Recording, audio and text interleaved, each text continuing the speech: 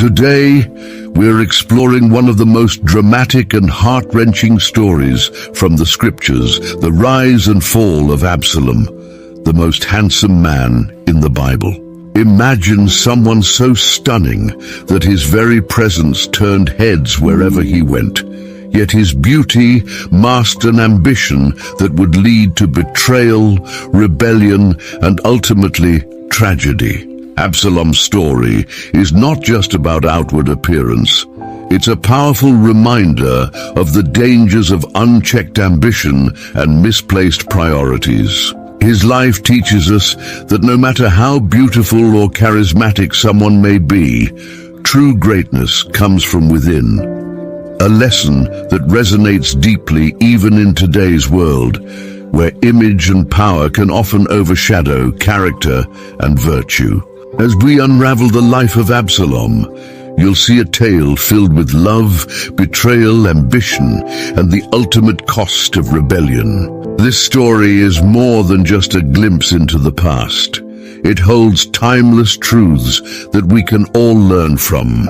But before we dive in, I want to take a moment to remind you to hit that subscribe button, leave a like, and share your thoughts in the comments below. If you find this message powerful and believe others can learn from it, share it with your church group, your family, and your friends. Let's spread these important lessons far and wide so that we can all grow in wisdom and faith together.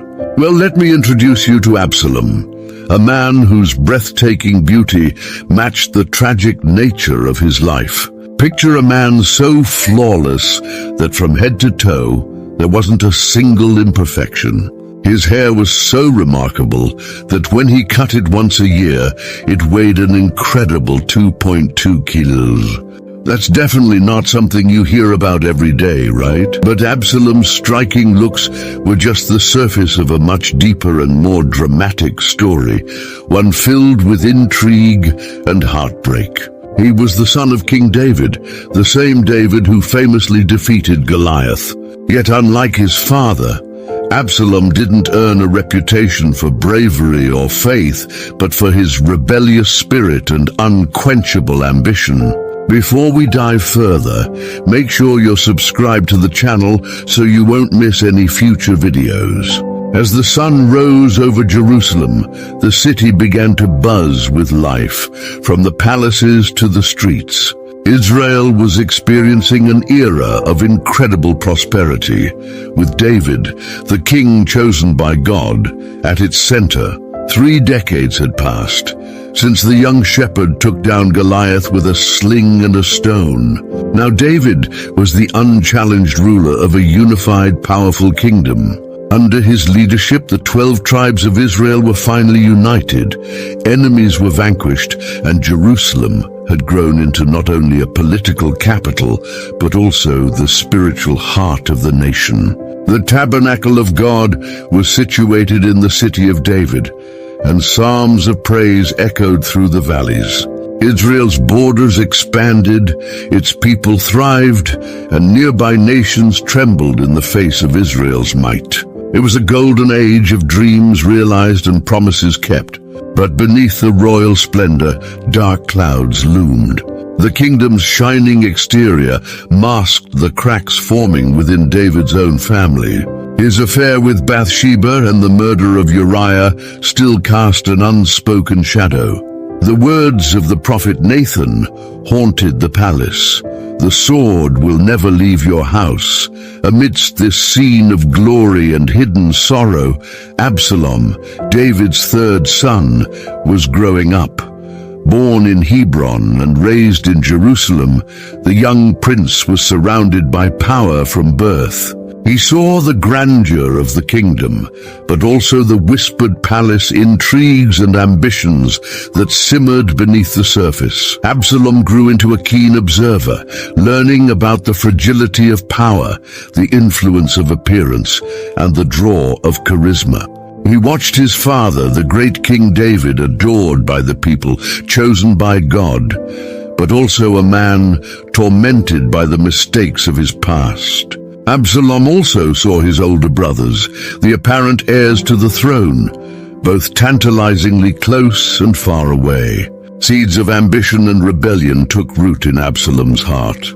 While Israel enjoyed its golden era, a storm was quietly forming, threatening to shake the kingdom to its core. This was the stage for a tale of love, betrayal, beauty, and tragedy that would be remembered for generations. A story that teaches us that even in times of glory, the human heart remains a battleground between virtue and unchecked desire. David, the king anointed by God, was a man full of contrasts, a valiant warrior and a sensitive poet, a powerful leader and a repentant sinner. His many wives and concubines had given him numerous sons, each carrying the weight of royal blood. Among them, Absalom was a standout. Born to Maacah, a princess of Geshur, he had inherited his mother's exotic beauty and his father's magnetic charm. From a young age, Absalom turned heads wherever he went. His dark, lustrous hair was the talk of all Israel, and his regal presence made many see him as the perfect image of what a prince should be. But Absalom wasn't the firstborn. Ahead of him were Amnon, David's eldest son by Ahinoam, and Chileab, son of Abigail. The existence of these older brothers loomed over Absalom's aspirations. Tensions within the royal family were high, as the various mothers competed for influence, each trying to secure the future of their own sons. Absalom watched everything with sharp eyes, learning the delicate dance of politics and manipulation from an early age. His sister Tamar, renowned for her beauty, rivaled even Absalom's looks. The prince's love for his sister was deep and protective, one of the few genuine relationships in a world filled with self-interest. As Absalom matured, his popularity among the people grew. His natural charm and stunning appearance made him a favorite throughout Israel. He had a way of making everyone feel special, of captivating the crowds. David, watching from a distance, felt both pride and concern. He saw in Absalom much of himself, the ability to lead, the charisma, the ambition. But he also sensed something darker, a thirst for power that troubled him. Nathan's prophecy continued to echo in David's ears. The sword will not depart from your house. Was Absalom the embodiment of this curse, or was he the future leader Israel needed?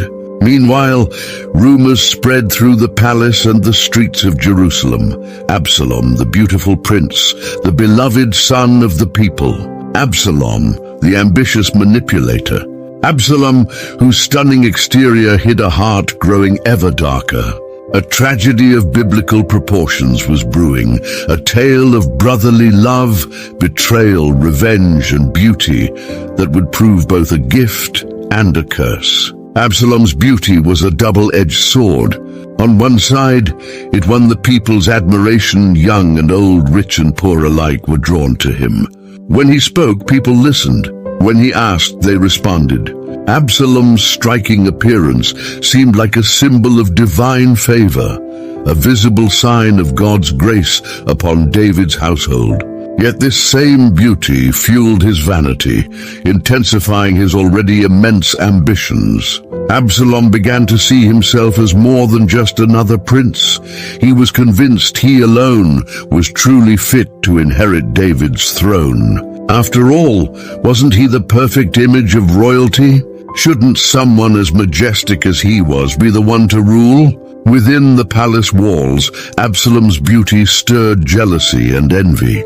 His brothers, particularly Amnon, the eldest, saw him as a growing threat. Meanwhile, David's senior advisors distrusted Absalom, perceiving him as a prince more preoccupied with his looks than with the responsibilities of ruling. As time passed, Absalom's beauty became renowned throughout Israel and beyond.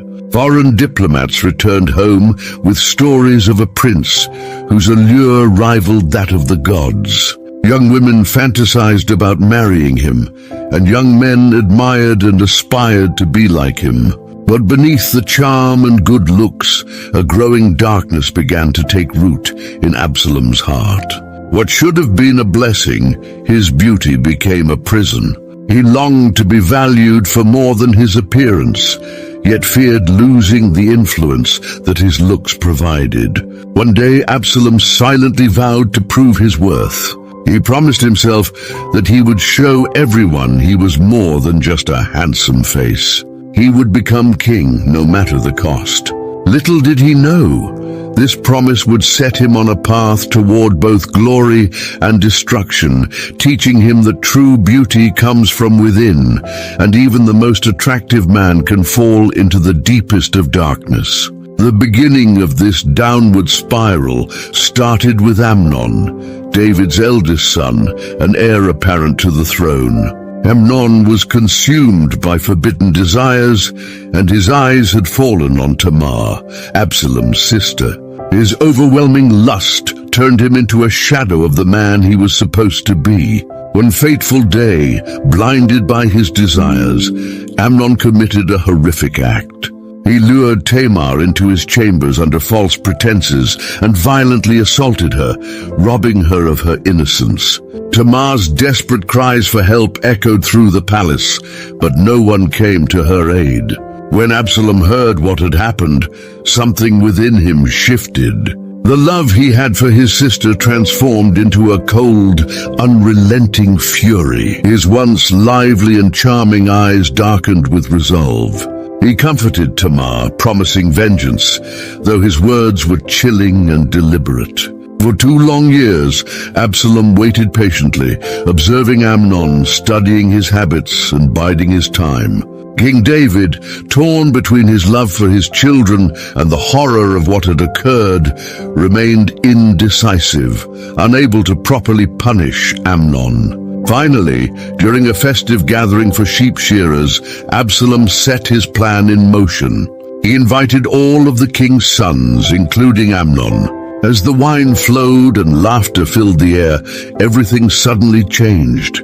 At Absalom's command, his servants attacked. The sound of drawn swords shattered the celebration, and in moments Amnon was dead, his blood staining the floor. Panic ensued as the other princes fled, fearing for their lives. Absalom mounted his mule and fled to Geshur, the land of his mother's family. The news hit David like a punch to the chest. His eldest son was dead, killed by his own brother. Nathan's prophecy had begun to fulfill itself in the most painful way. The sword would indeed never depart from David's house. For Absalom, the murder of Amnon was more than just an act of vengeance. It was the first strategic move in his quest for the throne of Israel. By eliminating his biggest rival, he crossed a point of no return. As Absalom left Jerusalem, his long black hair blowing in the wind, he realized his life would never be the same again. His once admired beauty would now only inspire fear and distrust. He had traded the love of the people for the satisfaction of revenge. But Absalom did not regret his actions. In his mind, this was merely the beginning.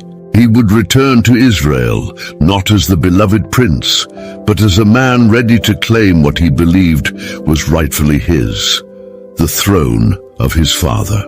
During the years that followed, even in exile, Absalom's ambition did not fade. Instead, he continued to scheme, carefully planning for his eventual return, which he believed would shake Israel to its core. 3 years passed since the day he fled after killing Amnon. 3 years spent in Geshur, where his resentment grew and his determination solidified.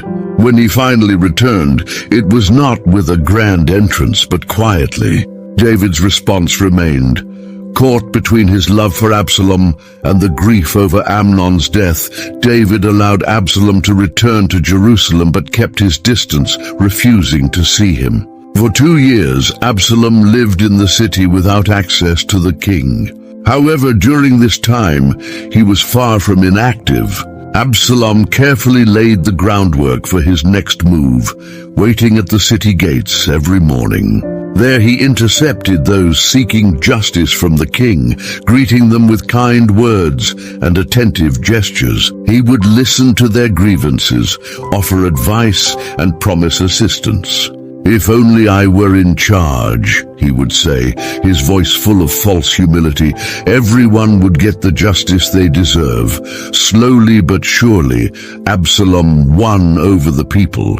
His striking looks drew them in, his charm captivated them, and his promises enticed them. All the while, behind the scenes, he built alliances with dissatisfied nobles, power-hungry priests, and ambitious soldiers. 4 years passed this way, years of calculated smiles, deceitful embraces, and hollow promises.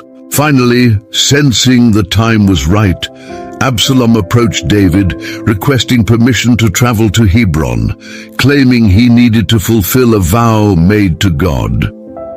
Blinded by his love for his son and a desire to mend their relationship, David granted him permission. Once in Hebron, the former capital of Israel, Absalom made his move. He sent messengers across the land with a clear instruction: "When you hear the sound of the trumpet, declare Absalom king in Hebron." Years of careful plotting now came to fruition. The rebellion spread rapidly, like flames across a dry field. Men from all corners of Israel flocked to join Absalom, drawn in by his charm, his beauty, and his promises of a better and more just kingdom. In Jerusalem, the news hit David with the force of a storm. His beloved son, the handsome Absalom, had betrayed him. Nathan's prophecy was unfolding in a way even more terrible than David could have imagined. As David prepared to flee the city, Absalom advanced at the front of his rebel army, his long black hair flowing in the wind. His once admired beauty now served as a mask, concealing the unchecked ambition that consumed him. Civil war loomed on the horizon, pitting father against son, beauty against wisdom, and ambition against loyalty. The stage was set for a battle that would not only determine the fate of the kingdom, but also expose the true nature of Absalom, the man once hailed as Israel's most handsome prince. David, the seasoned warrior and king chosen by God, was torn apart. His heart yearned for reconciliation, but his duty as ruler required him to face the threat to Israel's unity. With tears in his eyes, David gave his commanders a final order: "Be gentle with Absalom." Absalom, riding confidently on his mule with his flowing hair, was brimming with pride. His beauty, once his greatest asset, now filled him with a dangerous arrogance. He saw himself not as a mere rebel, but as Israel's savior, destined to bring a new era of glory to the kingdom. The sound of trumpets echoed, signaling the start of the battle. The clash of swords, the cries of soldiers, and the thunder of horses reverberated through the forest. The ground shook under the weight of the war, with the trees standing as silent witnesses to the fraternal conflict. As the battle raged, Absalom charged through the chaos, his presence inspiring his followers. Even amid the dirt and blood of combat, his beauty seemed almost supernatural. Some of his enemies hesitated to strike him, as if attacking such beauty was a sin. But David's experience and strategy began to take its toll. His battle-hardened veterans, seasoned by years of warfare, gradually outmatched Absalom's youthful and reckless forces. Slowly, the rebellion was pushed deeper into the forest. In a moment of desperation, Absalom attempted to flee, but fate, or perhaps divine intervention, had other plans. As he passed beneath a massive oak tree, his famously long hair became entangled in its low-hanging branches. His mule continued running, leaving Absalom suspended in the air, trapped by the very hair that had once been his pride and glory. There, helpless and defenseless, The once beautiful prince was discovered by Joab, David's merciless general. Ignoring the king's command to spare Absalom, Joab saw his chance. Determined to put an end to the rebellion, Joab struck Absalom with 3 spears, piercing his heart. Word of Absalom's death spread quickly, and with their leader gone, the revolt collapsed. David emerged victorious, but it was a victory drenched in sorrow. When the news of Absalom's death reached him, David's grief echoed throughout the camp. "My son Absalom, my son, if only I had died instead of you, O Absalom, my son." Absalom's body was thrown into a deep pit in the forest, and a large mound of stones was piled over him. A silent marker for the tragedy of a man whose physical beauty masked a heart consumed by ambition. And so, the life of Absalom, Israel's most handsome man, came to a tragic end. His beauty, which could have been a blessing, turned into his curse. His ambition, which might have led to greatness, became his undoing. David, once the great warrior king, returned to his capital a broken man. His face, once full of life, was now etched with sorrow and regret. He moved slowly, as if every step brought him closer to the heartbreaking reality he couldn't accept. His beloved son, Absalom, was gone. In the days that followed, the king's grief became the nation's sorrow. The once vibrant palace, filled with music and laughter, now echoed only with quiet sobs and tense whispers. Servants moved about like shadows, afraid to disturb David's mourning. Meanwhile, in the streets of Jerusalem, the people of Israel grappled with the aftermath. Many who had been drawn to Absalom's charm and good looks now felt a deep sense of shame. They realized they had been captivated by the surface, ignoring the darkness within. Every household, every street corner, buzzed with reflection on the heavy cost of rebellion. Families were torn apart, friendships shattered, and lives lost, all because of the unchecked ambition of a man who placed his desires above the well-being of his nation. 3 days after the news broke, David finally emerged from his chambers. His face was pale, his eyes red from endless tears, but there was now a steely resolve in his gaze. He gathered his advisors and began the difficult work of restoring a kingdom ravaged by civil war. His first decree was to declare a 30-day national period of mourning. All of Israel would grieve not just for Absalom, but for the loss of innocence in a nation that had turned against its anointed king. During this time, David poured his emotions into writing some of his most heartfelt psalms. They were filled with words of pain, repentance, and eventually hope. In one of them he wrote, "The Lord is close to the broken-hearted and saves those crushed in spirit." As the days passed, a painful lesson began to crystallize in the minds of the Israelites. They had learned the hard way that true beauty comes from within, not from outward appearances. They realized that real strength is found not in physical might or charisma, but in wisdom and reverence for God.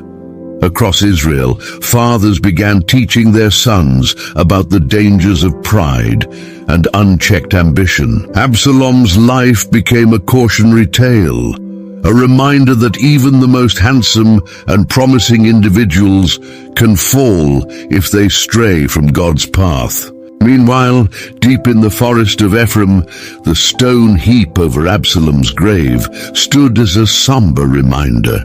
Travelers passing by would often stop to reflect on the fate of the prince, whose allure had once captivated a nation, only to lead it toward the brink of destruction.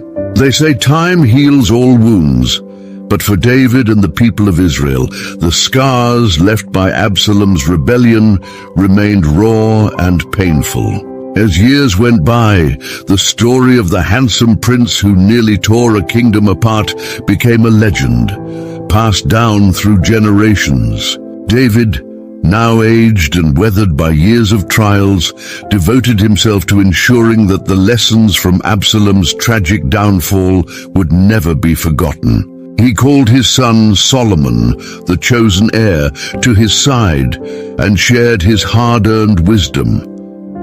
"My son," David said, his voice heavy with emotion, "remember always that a king's true beauty is not in his appearance, but in his heart."